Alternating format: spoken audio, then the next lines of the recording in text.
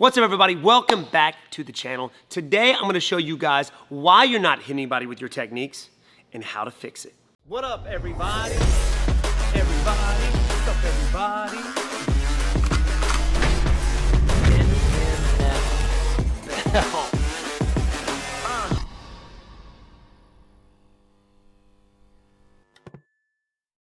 Now, what I'm gonna show you guys doesn't have to do anything with the techniques that you're throwing, but the movement you do before you throw the technique. So maybe you're telegraphing. I don't know if you guys seen the viral video of Michael Jai White with Kimbo Slice yet. Now I'm gonna throw three jabs. Right. Don't let me hit your hand. Yeah. Now notice the speed of the first two. That's 1, 2. Okay, now here's the third one. Don't let me hit it. Ready? Yeah. How the hell? So it's basically the same thing. Anytime you're fighting or you're sparring with somebody, you ever fought that guy who it's almost like they know what you're gonna do before you even do it? And it's because, number one, they have a lot of experience, but two, you're telegraphing. You're giving them an idea of what you're gonna do before you even do it. I'm gonna show you guys some drills that you can do in front of the bag that's gonna help you lessen that telegraph. Something, and you can do this with all your techniques, jab, crosses, uppercut, hooks, round kicks, roundhouse, anything. But before I do that, I'm gonna explain to you guys what a telegraph is. I want you guys to tell me where I'm telegraphing, okay? Did you read it? It was the bounce. A lot of us like to bounce, but before we throw our techniques, we stop bouncing and then we throw the technique. That is a read. You're telling your partner what you're gonna do if you do that all the time. Another example. What did I do before I threw my jab? I brought the hand back. That's a telegraph.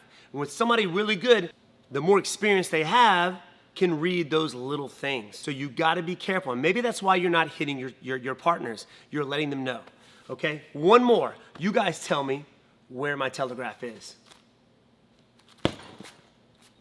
You got it? I brought my hand down before I threw my jab out. And it's very, very common. So a few drills that you guys can do. That was just something as simple as a jab. I can go on and on and on with other techniques, but this is gonna help you out. This is what my coach, AKA Pops, AKA Papa Rich Hand, AKA Master of Disaster, had me do at a younger age to help combat those telegraphs. So with the jab, we'll start off with that, something very basic. I'm gonna stand in front of my back and I'm not gonna bounce at all, right? Because you can disguise your telegraph with your bounce. But if I stand still, I still want to be able to stand still and hit my partner with a technique without telling them what's going on. When I'm standing still, they can read you better, right? If I'm constantly moving, I can disguise that telegraph, but I don't want any telegraph. That's even better. So I'll stand in front of the bag in my fighting sets at a dead still as possible. And when you're ready, you got to throw that jab from 0 to 100 as powerful and as fast as you can from wherever the hand is at. So if my hand is here, whenever I'm ready, bah, I gotta throw my jab. Now, the reason you do that because you're able to see your own telegraph by doing it this way. If I'm bouncing, I'm not gonna be able to see my own telegraph. So for instance, if I throw a cross, I'm standing in a dead still, and this is a more powerful technique and farther away. So it's very hard to not telegraph with those farther back techniques such as a roundhouse kick, a backhand uppercut, or cross. So you really gotta have everything tight. So I got my cross hand chambered, ready to rock, and I've gotta go from 0 to 100, right off the bat.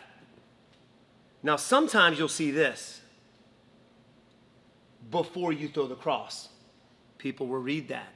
If you're moving the shoulder first, they will see that. It's gotta be hand. That was what Michael Jai White was showing Kimbo in that video. That's how he was able to hit his hand even though he was moving slower. There was no telegraph. For instance too, man, I sparred one of the best strikers in the world, Anderson Silva, and he wasn't very fast. Oh, you said it. I know. I thought you said. No, not you, Sensei. I thought you were going to say somebody else. He wasn't blistering fast, but there was no telegraph.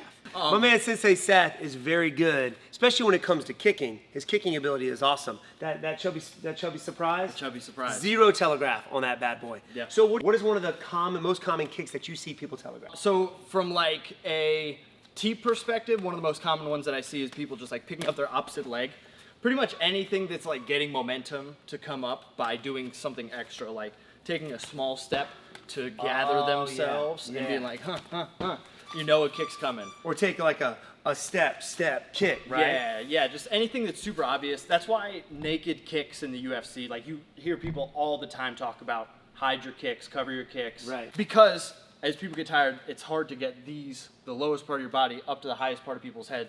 And it's such a big part of your body. And usually it's little bitty baby steps where people will be on the bags and they'll be like this. Pop, pop, pop. And it's the same thing where you have to just get in your stance that you're ready to kick and then kick without trying to take any steps. Right. And most likely, teaching a bunch of people take steps all the time. I guarantee you think this doesn't apply to you, record yourself and watch yourself hit the bag. You 100% do this. I do, at least. Yeah. But another super common one that I see is anytime anybody's spinning in sparring. Like 90% of the time people spin. Even if you watch fights, you see them go like this. And you see They them start to already turn halfway back. turn that body. I like yeah. when I spar with people, if I know they're gonna spin, I'll be like, spin. And You'll I've still had call it out on it. people be like, I'm not. Yeah. I let would me say. do my thing. So I think what it comes down to is stop what you're doing in training. Stop it. Stop it. Go back to the basics. Be disciplined in your training. Develop everything from the ground up so there's no kink in your ability to not throw a telegraph. So if you're having problems hitting somebody, this is probably why. So go back, practice in front of your bag, not throwing any telegraphs from a dead stop. Mm-hmm. Yep, and record yourself too, especially in like slow motion. See yourself most likely have like a little and then go. So there you have it, guys. Thank you for hanging out with me and Sensei Seth this Technique Tuesday. No telegraphing. Hit that subscribe button. Also, go check out this guy's channel as well. It is on point. You'll learn some really cool stuff from my man Sensei Seth. Thank you guys for hanging out. Catch y'all later. Oh, there's the Did you telegraph? Yeah, telegraph.